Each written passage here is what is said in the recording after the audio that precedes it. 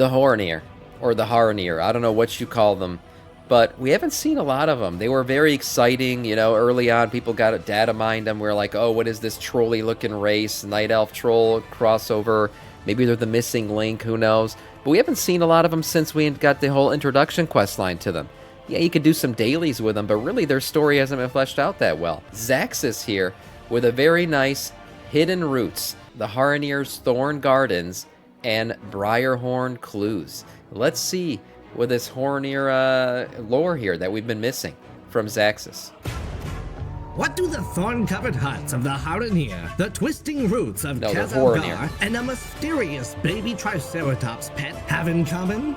Welcome back, heroes. I'm your host, Nazax, and today we're untangling the thorniest mystery of the war within. How a deep... Guys, it's Haranir. Quit correcting me. I'm saying it right. That's their new name. Rooted legend, coupled with some cleverly hidden clues, might just unveil a brand new zone and reveal a connection to some of Azeroth's most ancient powers. Today's report: journey to the center of the earth, the Haranir's secret rose garden, Freya's Briarhorn hatchlings, and how a fake leak foresaw the road ahead. First up, the Haranir. These new proto-elf, troll-like beings sprung out of the green... I have to say, I do think these guys are eventually going to be playable. They're literally the Night Elf skeleton in the game. Like, they'd be so easy for Blizzard to just convert them over and make them a playable race. All the armor would just fit them the same way it does a Night Elf. So, I don't see why they would make them playable. That's going to happen. This is the easiest button Blizzard would ever click for these guys to go live. Corners of Khazalgar during the Ashgahet campaign, and their very existence screams at a lost chapter in Azeroth's history. The Haranir craft their homes and armor from an unknown thorny plant. The plant's leaves are a vibrant orange with green stems, and thorns that appear red at the tips, a bit like a rose bush. So far, this type of plant has not been seen in Khazalgar, and is rather reminiscent of Draenor's Everbloom and the blood petal lashes of Ungro Crater. But it's not just their thorny jungle aesthetic that connects the Haranir to this bigger picture. Deep within Khazalgar, the winding roots of Elun'Ahir have started to creep into view.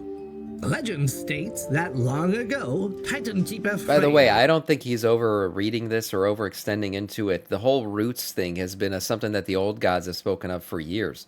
N'Zoth spoke of, like, the, deeper its roots will grow, ushering in our coming. Like, there was a whisper like that about roots going deeper into the planet. This is something that's been talked about for a long time, and I do think these roots that we see all over the place right now, especially, I think, in... what is it, the Ringing Deeps? You see a lot of roots down there. There's going to be evidence. There's a reason for it all. Was sent to these roots to protect them, much as she did with places like Ungoro Crater and Sholazar Basin when seeding the newly ordered Azeroth with life. It was at these locations that Freya coaxed the wild gods to re-emerge upon Azeroth and roam the world. The legend also details how, as the world entered a new age, mysterious guardians arrived and dedicated their lives to protecting the thriving roots. From what we've seen so far, the roots of this destroyed world tree spiral and tangle in beautiful swirls, like those of a... Looks like the Emerald Dream. Yeah, oh, he's about to say it. Yeah, it definitely reminds me of the whole Emerald Dream patch we had and everything, the swirliness of the vines. Hill seen in the Emerald Dream. Yeah. But there's another iconic plant whose resemblance I'd remind you of. The sprawling root-like Briarthorn of the Barrens. Oh, yeah. These massive briar thorns in Kalimdor are said to have sprouted from the blood of Agamagam, the mighty boar wild There's lore god, behind it? What? revered by the quill boar and their thorn speakers. The Agamagam is said to be one of the oldest wild gods in Azeroth, and his... I love this about WoW. There's freaking lore about everything. There's the lore about the damn roots. The thorny bushes out in these lands. I had no idea. I just thought it was like a freaking landscape thing. There's actual lore, and these guys worship it as like being part of an old god. What the hell? Not an old god, but an older god from their times. Wow. That's pretty cool. Connection to the natural world is as deep as the roots themselves. With the similarity between Briarhorn and the roots in Khazalgar, paired with the Haranir's unseen thorny domain, we're starting to get a clearer picture of what lies ahead in the war within. And that brings us to the Isle of Dorn. This isle was likely named in tandem with the Watcher Dornic, who once held charge over it. But if we dig into the meta-inspiration for the name, there could be more at play. In ancient Germanic languages, Dorn commonly translates to thorn in modern English, making this literally the Isle of Thorns. But hold on, we've seen another potentially prickly detail. In the book Art of the War Within, we see concept art of an earthen clad in a boar pelt. Strange, right? Because there are no living boars seen in Khazalgar.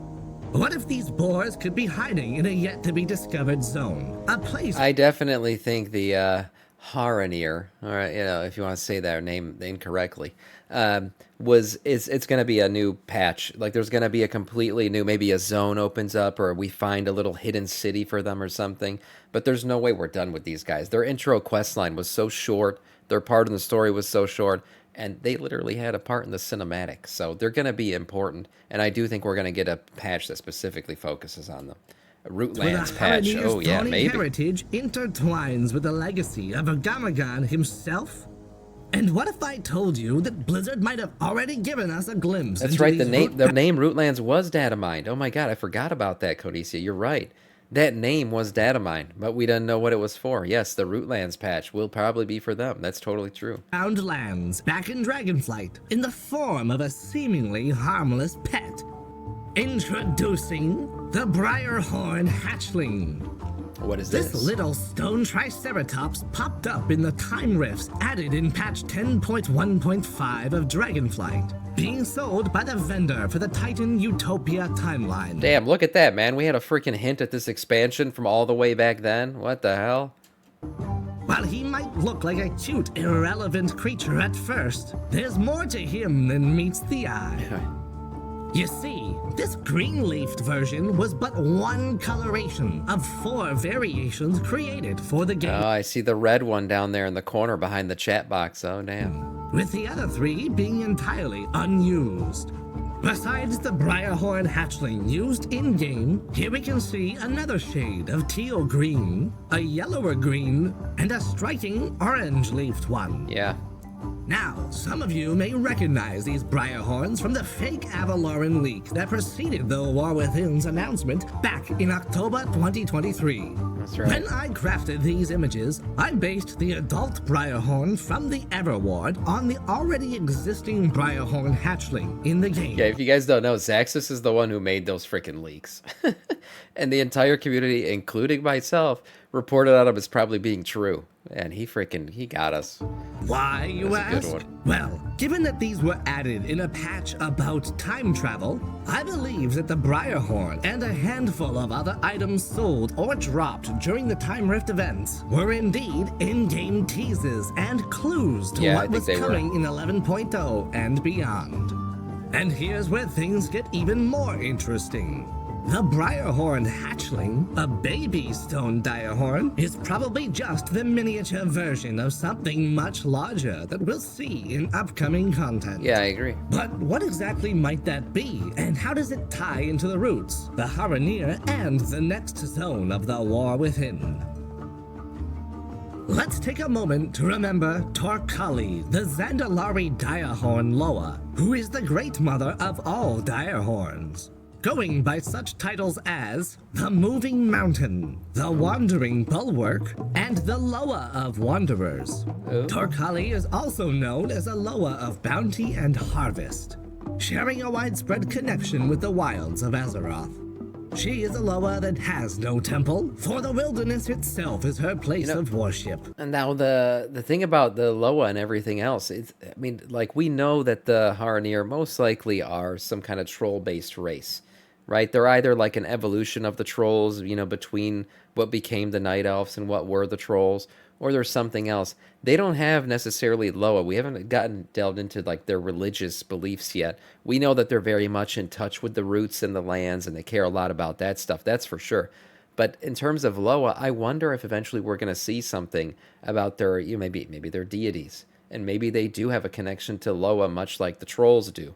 That would be a cool connection between them and their roots, so to say, of the troll races as well. And yes, I want it as a To the Zandalari, she is the grass, the great shaper. Where she walks, great valleys are born. Where she drags her horns, rivers run. I think it's possible that we'll see Torcali make a comeback in the war within, that seems to the likely. prehistoric connection to the Titan Keeper Freya, whose bountiful gardens we have explored are often littered with dinosaurs already. Consider this. Freya once crafted a legendary staff. Maybe we go back to Ungoro Crater at some point. You never know. I mean, that is probably one of the roughest looking zones in the whole game. If any zone needs an up-res, besides the old Blood Elf zones, I mean, my god, Ungoro Crater looks like a freaking paper-mache project from a third grader. It's pretty bad. So maybe we get some kind of, like, connection between the Haranir and the ancient ways of the dinosaurs that currently exist on Azeroth and Ungoro Crater. You never know. Then we get an up-res Ungoro Crater. I'd be all about that. Questing over there, I love that zone. Named Fuzan, the Wanderer's Companion, from a branch of a first tree that all of Pandaria's forests are said to blossom from, including the Kaipari trees with their recognizable orange leaves, once again echoing the orange hues we see in the Haranir's thorned plants and the unused Briarhorn variant. It wouldn't be far-fetched to think that Freya, who shaped the great wilds of Azeroth and empowered countless wild gods, might have had a hand in nurturing Torcali as well. The reason why I also believe a lot of this is because a lot of nature stuff in WoW and, the wild and the natural things are very anti-Titan. We all know eventually we're going to go up against them and the Titans are dicks. We know this stuff. So the nature of Azeroth is something that they hate. So, of course, we're going to delve deeper into the nature of Azeroth and the lore behind it, because it's very much going to be something that probably is on our side against the Titans at the end of the day. Role as a life shaper fits perfectly with Torcali's wandering, it's not controlled. They don't like that shit. On the wilds, suggesting a possibly ancient yet unseen bond between the two. This connection between Freya, the orange-leaved thorn plants, and Torcali, the Loa of Wanderers, indicates a deeper link between the Briarhorns and the Haranir, and their similarities don't stop at the visuals. You see, the Haranir in Khazalgar are seen wielding scythes, a tool famously used during a harvest. Right. And perhaps this is no mere coincidence. Could these scythes point towards the Haranir's familiarity with Torcali, the Loa of Harvest? Oh my god, he's right, man. Zaxxas is so damn good at this shit. It's crazy. Of course it does. Of course there's a connection here. They're carrying a weapon that's used for harvesting, and the Loa of Harvest is the same looking. It all makes sense. I think these connections are true. I don't think this is all for no reason. What a great connection you just made. A wild god Loa, nurtured or perhaps even shaped by Freya, the Titan Keeper of Life, had a hand in the deeps of Khazalgar. It's possible that the nature-serving Haranir could be the inheritors of this primal Direhorn Guardian's duty. Damn. From the legend of Elun'Ahir, we can guess that the mysterious beings who arrived to protect the roots when the world entered a new age could very well be the Haranir. The Dark Troll ancestors of these Haranir could have developed alongside Torcali, the wandering bulwark, as she warded over Elun'Ahir's roots, eventually following Torcali's wandering above the subterranean world they knew, and becoming the proud Zandalari we know. The evolution there. But where do trolls come from to begin with? Let's take a look at another new NPC from Azj-Kahet, the territorial Deepwalker, and compare it to the ancient breakers of Draenor. When put next to each other, the only striking difference between the Draenor tusks, Colossal maybe? and the Territorial Deep Walker is the inclusion of giant tusks Yeah. on the new model, an iconic feature of trolls in particular. True. But what really caught my attention is their proximity to the roots of Elun'Ahir breaking through the caverns.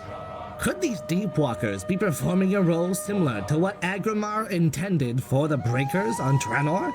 And what if, like on Draenor, where the orcs stemmed from the Spormound's battle with Agrimar's Breakers, we see a correlated history with trolls, Maybe. originating from the mixture of Deep Walkers, World Tree roots, and Wild God influence? Yeah, I could see that happening. I mean, you got to remember, trolls are one of the original races. Like, they're not of... well, I guess this would change it a little bit if this guy comes from a Titan. But trolls were always seen as like one of the original races of WoW, an original race, unlike like the humans and the dwarves and the gnomes, who come from, you know, Curse of Flesh Titan creations. So this would be an interesting little twist on that. In Khazalgar. What's up, And Elena? last, but certainly not least, we have this new rare herbalism item found in Khazalgar, the Deepgrove Rose.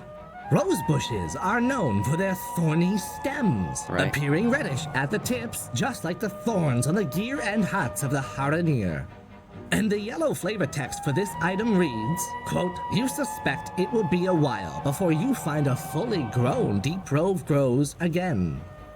Now, at first, you might think this is just a joke about the item's rarity, but here's the stinger. That's what I would think. The Deepgrove Roots is another herbalism item with the flavor text that reads, quote, "The roots continue to grow even after the rose is plucked. Not useful for any practical purposes, but rather intriguing to study." And Interesting. this directly mirrors the legend of Elun'Ahir, whose roots continued to grow long right, after deeper its roots will grow. Aman'Thul tore the tree from Azeroth's surface.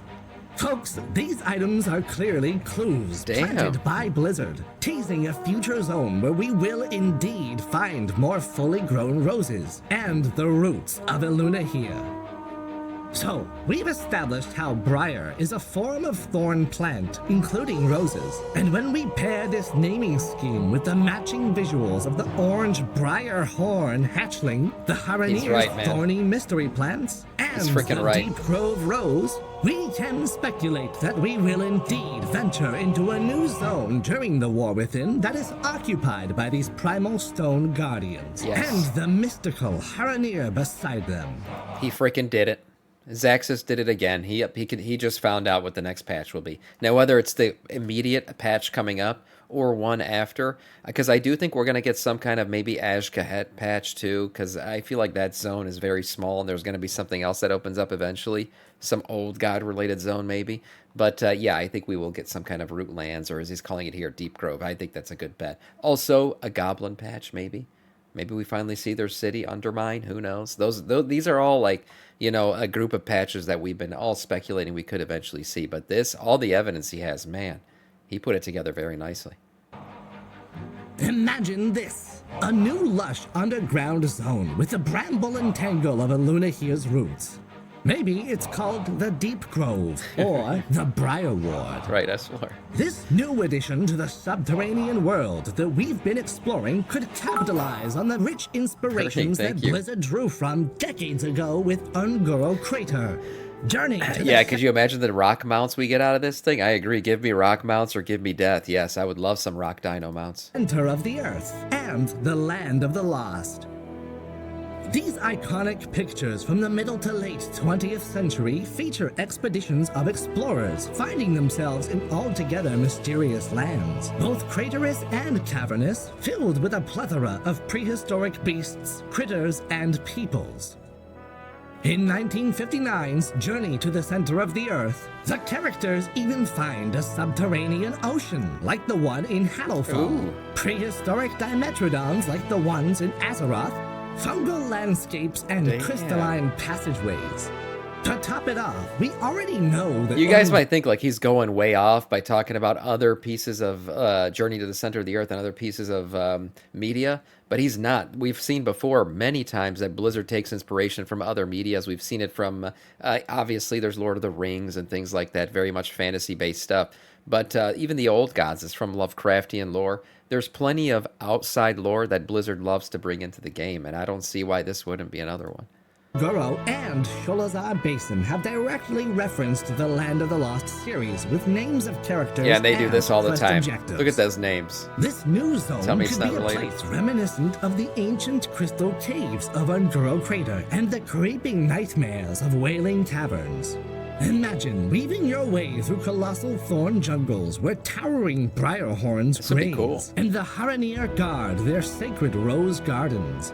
Beneath the tangled canopy, glowing fungal groves and crystal-lit caves might lead straight to the heart of Elun'Ahir's roots. A hidden world shaped by Freya's hand, warded over by Torcali's earthen progeny, and tended to by the caring hands of the damn. Haranir. I'm ready to go to the deep zone. within the craggy reaches of Khazalgar, waiting for our heroes to explore. This looks cool. And who knows what else we might find when we're down there. Thank you for tuning in to another episode of Knowledge War. She's hinting at some Titan stuff there. I think he Where was. the truth isn't just out there, it's buried under layers of fake BlizzCon leaks and Titan machinery. There it is. Remember, folks, you are the resistance to the Quill Boar conspiracy. What a great video. Dude, you just revealed the freaking next patch, man. What a great video. And yes, I definitely think the Haranir, or the Haranir as I like to call them, are certainly going to be more relevant going forward. We're going to get a patch about them. We're going to get a roots-based patch for sure. And all of this evidence just adds it all up to give us maybe some Rocky Boy mounts. That'd be very cool. Great video from Zaxxas.